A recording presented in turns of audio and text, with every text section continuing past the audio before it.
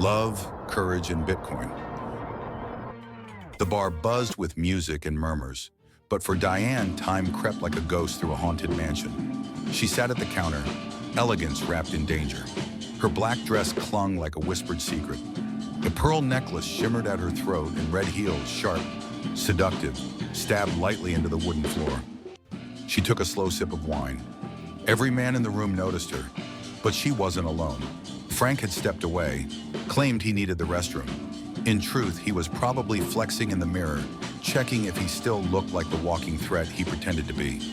Then David appeared, like a memory you didn't know you were still dreaming of. "Diane," he said, voice low, calm, familiar.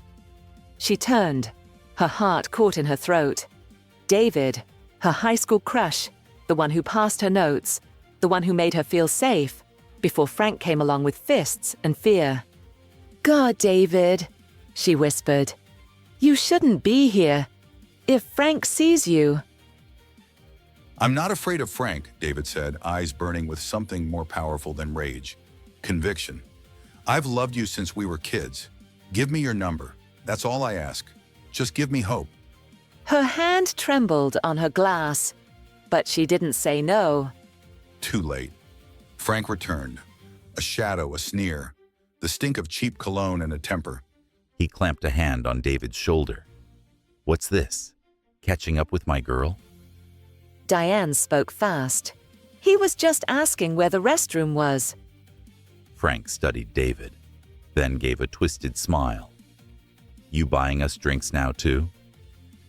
David didn't flinch, didn't blink. Diane grabbed Frank's arm. "We're gonna be late for the show, babe." Frank grunted. "Later, Romeo." He dragged Diane away, but she looked back. Once, eyes locking with David's. When they were gone, David stood frozen. Then he saw it. Beneath her wine glass, a napkin. Her number. His hands shook as he picked it up. His heart thundered. She still loved him. And for the first time in years, David believed in himself. Bitcoin bros and the escape plan. David couldn't take Frank on alone. He wasn't a fighter. He was a builder, a visionary, a man who believed in decentralization, freedom, and Bitcoin. So he made one call to the Bitcoin bros, not a gang, not a militia, a brotherhood. They were early adopters, quiet billionaires, digital idealists who used their wealth not to flaunt, but to protect. Behind their calm demeanor, ex-CIA, former Mossad, elite cyber operatives. They believed in privacy, in peace, but never in fear. David's encrypted message was simple: "It's time. I need help." The reply came seconds later. "We've got you. Quiet, safe, effective." The midnight whisper. It was nearly midnight when Diane slipped out of Frank's condo. He was passed out cold, whiskey glass in one hand, pistol on the nightstand. She'd memorized the rhythm of his snoring. She had 30 minutes, no more. Down the back stairs, heart pounding, she reached the greenhouse behind Echo Park. And there, waiting under the trees, stood David. "Diane," he whispered. She froze. He looked stronger now, like a man who knew something the world didn't. She ran into his arms. "I thought I'd never see you again," she breathed. "I never stopped watching over you," he said, "but I couldn't move until I knew you'd be safe." He handed her a small black card, carbon fiber, a number, a name. "What's this?" she asked. "Your escape route, jet, passport, new life. If things go bad tonight, you call that number." Tears welled. "Why now?" He leaned in close. "Because I love you, and now I have the power to protect you." She smiled through the tears. "You don't need to give me the world, David. You already gave me hope." They kissed. Long, deep, world-changing. Then, snap, a twig broke. "Diane." Frank's voice shattered the stillness. Frank emerged, furious, eyes wild. hand on his belt. Metal glinted. Diane froze. David didn't. He stepped between them, calm, unshaken. You think you can steal my girl? Frank barked. You think I won't end you? David didn't move. Then two silhouettes stepped from the shadows. Black tactical gear, no logos, no nonsense. The Bitcoin Bros' security team. Troy, one of them said calmly. Target in sight. Troy stepped forward, voice like cold steel. Frank Burke, one move and you vanish. Frank reached for his waistband. Bad choice. Snap, thud, smash. In 3 moves, he was on the ground, disarmed, winded, humiliated. Troy leaned in. This is your one warning. Touch them again and you'll disappear faster than FTX's liquidity. Frank coughed. I swear, I am sorry. I'm done. I'm done. He limped off into the dark, never looking back. Diane turned to David, still shaking. What was that? Who are you?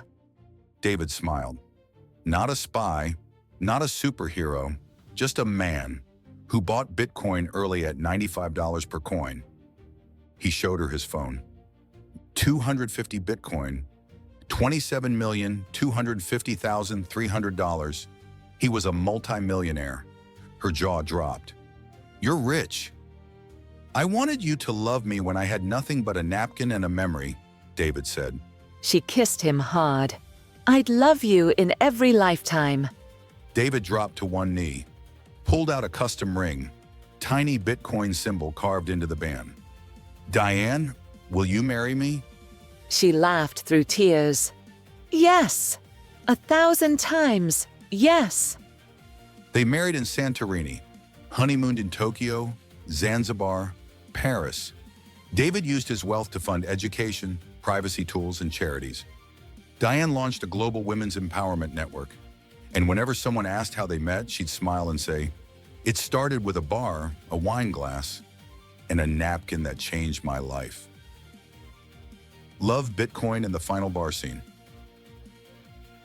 A year after their whirlwind escape, David and Diane lived the life others only dreamed about. Freedom, travel, purpose, and deep, unshakable love. From Dubai to Tokyo, from late-night coding sessions to women's leadership retreats, they built a life rooted in the very thing that brought them together, courage and belief.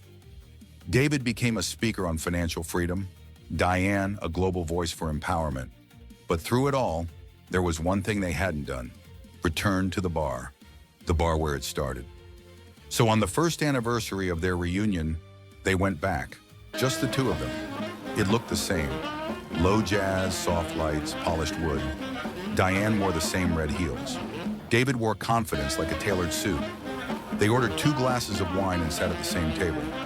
Diane smiled. Still feels like magic. David leaned in. Still feels like fate.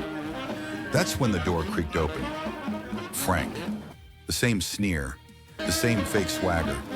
But something in his eyes was different, nervous, jumpy. He spotted them, froze, then tried to play it cool and swaggered over. Well, well, Frank said. Look who came crawling back to the scene of the crime. Diane stiffened. Her fingers curled slightly around her glass. But David didn't move. He stood, slow and composed, placing his drink down without ever breaking eye contact. "What do you want, Frank?" he said flatly. Frank forced a smile. "Hey, I'm just messing around, man. Can a guy say hi to some old friends?"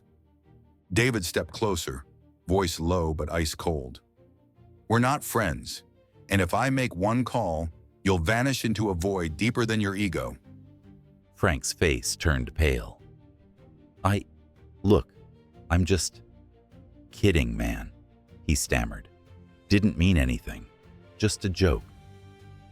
David didn't blink. "Walk away." Frank backed up, hands raised like he was trying to slow time itself. "Sure thing. No trouble here." He turned and rushed out the door. The jazz resumed. Diane exhaled, then looked up at David. A grin tugged at her lips. That was kind of sexy. David sat back down, calm as ever. He won't be back, ever. She slid beside him, wrapping her arms around his waist, resting her head against his chest. Just like that night a year ago. But this time, the fear was gone. This time, they had each other. They toasted to love, to freedom, to the napkin that changed everything. As the jazz played on, Diane raised her glass and whispered, "To the bar that started it all, and the man who made me believe in miracles and Bitcoin." She stretches up and kissed him, and both laughed together. David leaned backing the chair, with Diane snuggling close up to him. He said a silent prayer to God, thanking him for the blessing of love and Bitcoin.